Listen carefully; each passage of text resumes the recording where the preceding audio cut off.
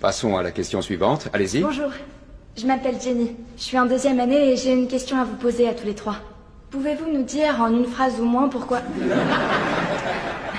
Vous comprenez ce que je veux dire. Vous pouvez nous dire pourquoi les États-Unis sont le plus grand pays du monde? L'égalité des chances et la diversité. Lewis? La liberté et la liberté. Alors faisons en sorte que ça dure.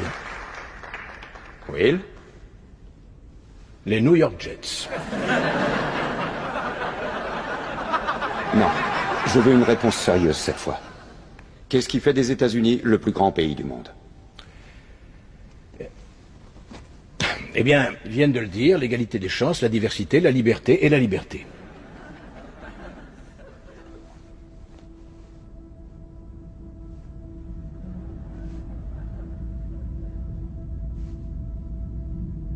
Je ne vous laisserai pas reprendre votre avion tant que vous n'aurez pas répondu.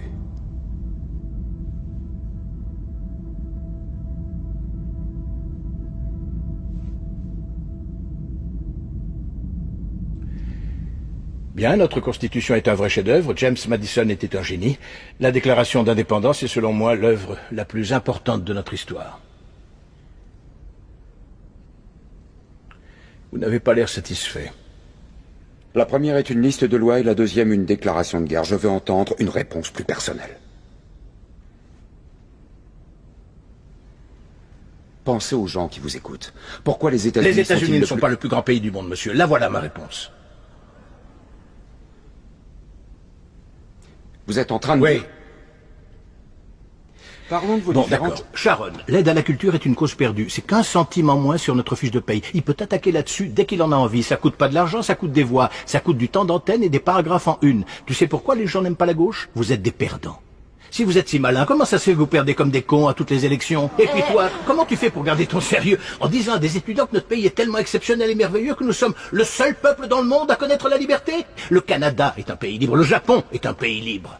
L'Angleterre, la France, l'Italie, l'Allemagne, l'Espagne, l'Australie et la Belgique sont des pays libres. Parmi les 207 États souverains qu'il y a dans le monde, 180 d'entre eux sont des pays libres. Enchaînons. Et toi, la fille à papa, écoute, juste au cas où tu t'aventurerais accidentellement dans un bureau de vote, il y a certaines choses qu'il vaut mieux que tu comprennes. Par exemple, qu'il n'y a absolument aucune preuve qui atteste que les États-Unis sont le plus grand pays du monde. Nous sommes 7e en ce qui concerne le taux d'alphabétisation, 27e en maths, 22e en sciences, 49e en espérance de vie, 178e en mortalité infantile, 4e en force de travail, 3e en revenu médian des ménages et 4e en exportation. Nous sommes premiers dans seulement 3 catégories. La proportion de citoyens incarcérés par habitant, le nombre d'adultes qui croient que les anges existent et les dépenses militaires qui sont plus élevées que celles de 26 pays suivants cumulés, dont 25 sont nos alliés. Alors bien sûr, rien de tout ça n'est la faute d'une jeune étudiante en journalisme. Mais ça montre malgré tout de manière flagrante que tu fais partie de la pire génération qui a jamais vu le jour dans toute l'histoire de ce pays. Si tu me demandes ce qui fait des États-Unis le plus grand pays du monde, la question est tellement conne que je n'ai aucune réponse. Yosemite.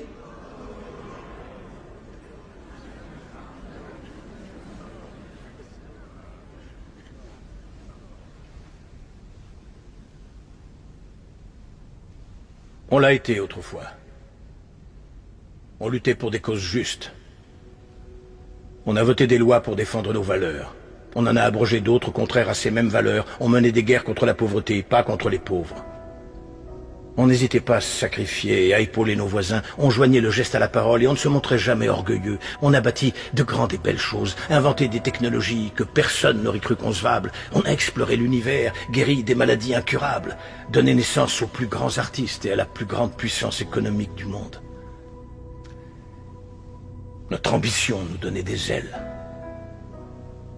On agissait en homme et on cultivait notre intelligence. On ne rabaissait pas celle des autres de peur de nous sentir inférieurs.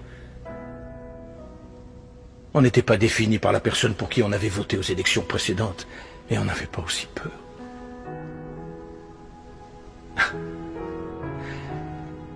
On était capable d'être et de faire toutes ces choses parce qu'on était informés.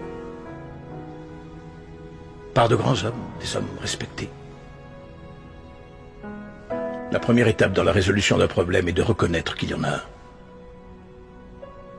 Qu'on le veuille ou non, les États-Unis ne sont plus le plus grand pays du monde.